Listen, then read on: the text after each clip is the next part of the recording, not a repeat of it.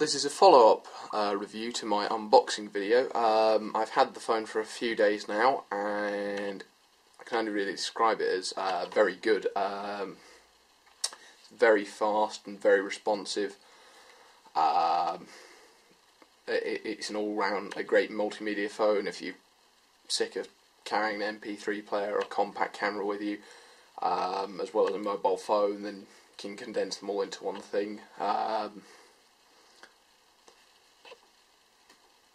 It's running Android 2.3, which is with the 1.2 GHz dual-core processor, runs very quickly. Very smooth, as you can see. Again, there's no lag on things like the menu.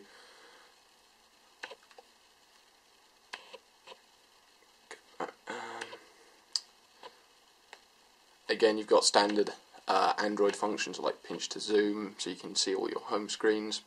It's also got HTC's own proprietary layer over the top, HTC Sense, which again gives you some widgets that you can use, like the weather. So for where I live, it's currently night, and it's 15 degrees and partly cloudy. Marketing rubbish saying congratulations on buying your phone. Again,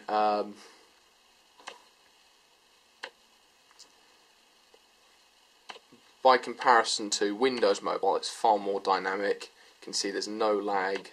Obviously this isn't the most demanding thing in the world, but yeah.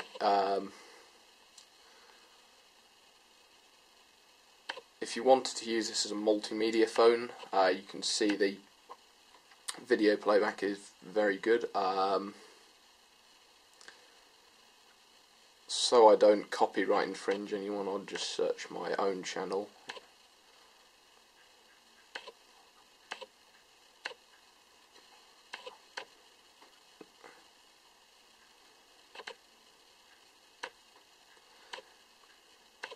No, coming from a Windows phone, it is a bit alien, because with most older Windows phones have resistive touch screens, and so it just comes a second nature to just jab the screen. I'll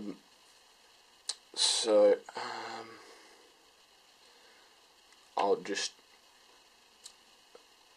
show you my unboxing video, just so you can see the quality of the playback, which again you can see. I didn't film this in the best of lighting conditions, but again you can see the playback's very smooth. There's no issues with the screen. It's not a AMOLED screen like the Samsung Galaxy S2, but it's still a very good TFT. You can see it's very sharp. It's got a very high resolution, which it should do because it's got a 4.3-inch screen. I believe it's 960 by 550 or so, with a 16:9 aspect ratio, which again, it's very good. So something like Angry Birds, this runs very well, very fast. It's only got 1 GB of internal memory, however you can expand that up to 32 GB, and because memory cards are very cheap nowadays, that's not really a concern.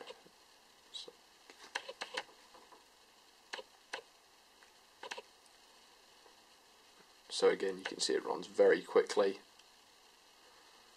Okay, well I might not be the best at playing that, but moving on from here, you've got the camera, which is an 8-megapixel one with autofocus and a dual LED flash.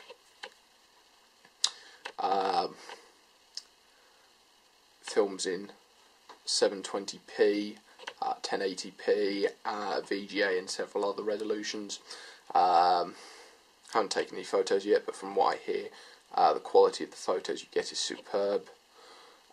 You've got quite a lot of features, so you can you've got self-timer, you've got image stabilization, you can adjust the ISO like on a digital camera, white balance. It's got geotagging, face detection, So again, it's pretty feature packed. Using the internet is very smooth as well. I'm currently running this on Wi-Fi Draft G, but the viewing experience is very good. So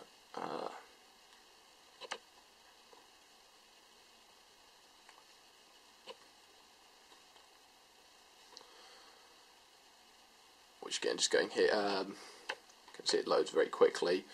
It does have flash support, and again you can pinch to zoom.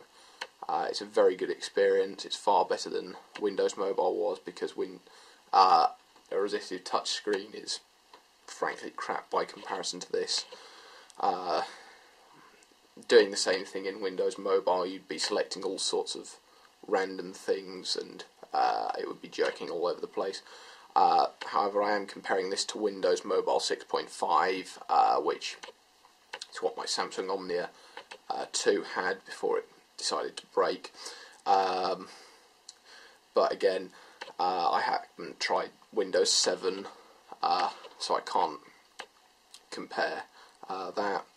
So again, obviously it's September the 11th and the 10th anniversary of 9/11, with some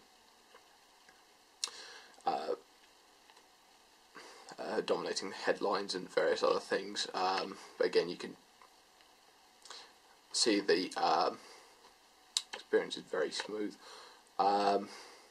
You've got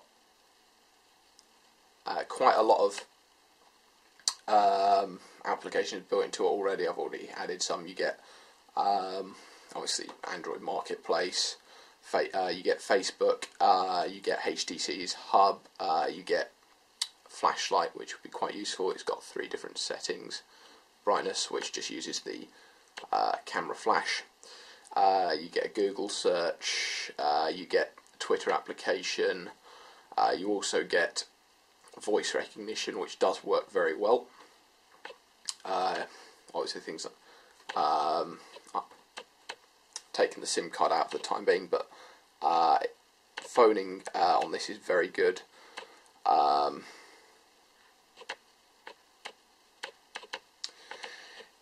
It doesn't drop calls. The audio quality is very clear. You can hear everyone speaking. Again, 3G network, it's very fast. I get fairly good reception where I live on Orange,